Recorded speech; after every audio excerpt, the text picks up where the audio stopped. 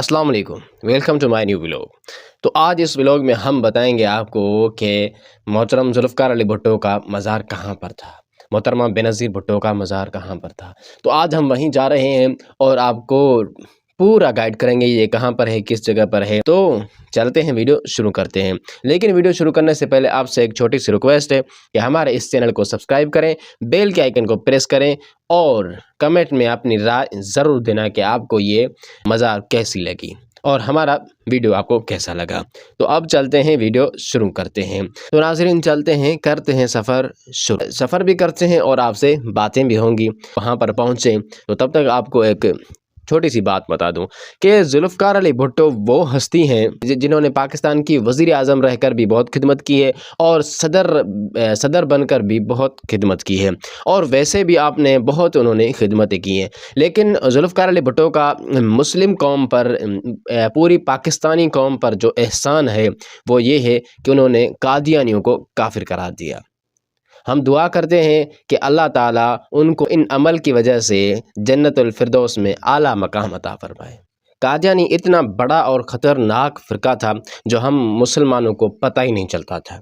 जैसे आम हम मुसलमानों में या आम बंदों में मुनाफिक होते हैं लोग, यह भी इस तरह का एक टोला था, मतलब कि मुनाफिकों से भी बदतर था। क्योंकि हम मुसलमानों का भेष रखकर, दाढ़ी छोड़कर, पगड़ी बांधकर और हम जैसा ही फैशन करके और हुज़ूर सल्लल्लाहु अलैहि वसल्लम की गुस्ताखियाँ भी करते थे, और हम जैसे आम बंदों को तो पता भी नहीं चलता था कि हुज़ूर सल्लल्लाहु अलैहि वसल्लम की शान बयान कर रहे हैं या उनकी गुस्ताखियाँ कर रहे हैं। तो जुल्फ़िकार अली भुट्टो ने इन फितने को जाना, पहचाना, उसके बाद इनको काफिर करार दे दिया। और इनको मतलब कि कोई लेना देना नहीं होता पाकिस्तान के, मतलब किसी को वोट नहीं दे सकते, ना ये खुद वोट ले सकते, ना इनकी मस्जिदें होंगी, ना इनका मदरसा होगा, कुछ भी नहीं होगा। अगर इन्हें रहना भी है तो ये खामोशी से रहेंगे, कुछ भी अपने दीन को मतलब कि फैलाएंगे नहीं, कि सिर्फ अपनों तक ही महदूद रखेंगे। तो ये उनका हम पर बहुत बड़ा एहसान है। और दूसरी थी मोहतरमा बेनज़ीर भुट्टो, उन्होंने भी बहुत खिदमत की। तो चलते हैं आज उनकी कब्र पर। तो नाज़रीन हम उनके मज़ार के करीब पहुंचने वाले हैं। उनका पहला गेट जो आएगा तो अब वहीं से शुरू करेंगे। लेकिन आपको बता दूं कि ये उनकी मज़ार है किस शहर में। तो ये सिंध का मशहूर शहर लाड़काना, उनमें एक गांव है गड़ी खुदा बख्श, ये कब्र मतलब ये उनकी मज़ार जो थी ये वहाँ पर है। तो हम आए हैं गड़ी खुदा बख्श, ये उनका बोर्ड लगा हुआ था। तो हम अब इस गांव के अंदर जा रहे हैं। तो इस गांव में मतलब कि उनकी जायदादें, उनकी ज़मीनें वगैरह बहुत थी। तो अब हम आ गए उनके पहले गेट पर। ये बड़ा सा गेट था, तो इसमें हम दाखिल हुए। अंदर आए तो एक हमको अस्पताल भी मिली, सरकारी हॉस्पिटल था, वही वहाँ पर भी मौजूद था। कोई भी किसी वक्त भी मतलब के लोग आते रहते थे। हम और अंदर आए तो एक बाज़ार था, छोटी छोटी चीज़ें, खिलौने वगैरह, मतलब कि बहुत सारी चीज़ें उस पर मतलब कि मिल रही थी। तो बहुत बड़ा बाज़ार था। हमने वो बाज़ार क्रॉस करके अब हम आए हैं मतलब मोहतरमा की मज़ार की जो चार दीवारी थी उसके अंदर। तो ये था उनका पहला गेट, जो पहला गेट तो हम पार करके आए पीछे, लेकिन ये है दूसरा गेट जो हम पार करके अब जाएंगे उसकी चौदीवारी के अंदर। तो ये है उनका अंदरूनी मंजर, बाहर से इस तरह का दिखता है। हमको तो बहुत खूबसूरत लगा और अंदर भी बहुत शानदार है। अंदर जो मतलब कि उनकी लोकेशन वगैरह जो है ना, मतलब कि डिज़ाइन वगैरह बहुत माशाल्लाह अच्छी बनी हुई है। और इनमें सबसे अच्छी बात और पुरसुकून वाली बात जो उनमें, इस पर कुरान शरीफ की तिलावत भी चल रही थी। तो हमने बाहर आकर जो था, हम दोस्तों ने पिक वगैरह, अपने फ़ोटो वगैरह निकाली।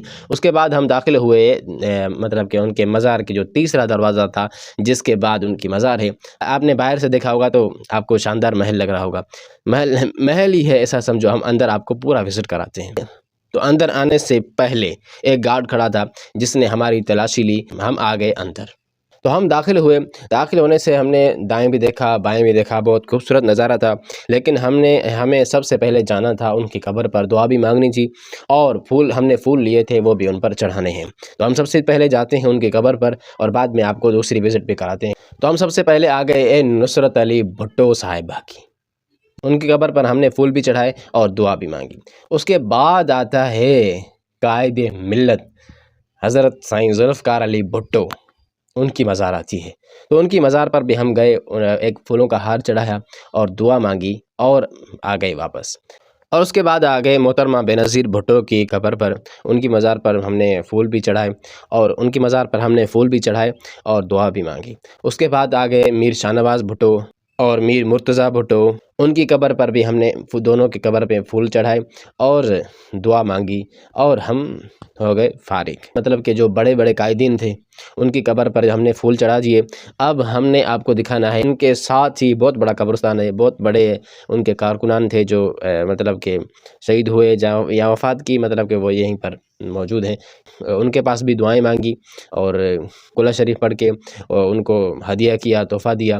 ان کے بعد ہم آگئے باہر، دائیں طرف دیکھا تو ایک بہت بڑی گیلری تھی جس میں ان شہیدوں کی گیلری تھی۔ ان میں سب سے پہلے آتے ہیں ذوالفقار علی بھٹو، ناصر بلوچ، ایاز سمو، ادریس بیگ، عثمان رزاق، اور لاسٹ میں پھر سے ایک دوسرا ادریس۔ تو یہ تھے ان کے پارٹی کے جو شہید ہوئے تھے۔ اگر آپ یہ جاننا چاہتے ہیں کہ یہ کیوں شہید ہوئی، کب شہید ہوئی، کہ ذوالفقار علی بھٹو کو کس طرح شہید کیا گیا، اس کی اگر آپ کو پوری سٹوری چاہیے، پوری ڈیٹیل چاہیے آپ کو، تو ہمیں آپ کمنٹس میں بتاؤ کہ آپ کو چاہیے، تو ہم انشاءاللہ اس پر بھی کوشش کر کے اس پہ ایک الگ سی ویڈیو بنا دیں گے۔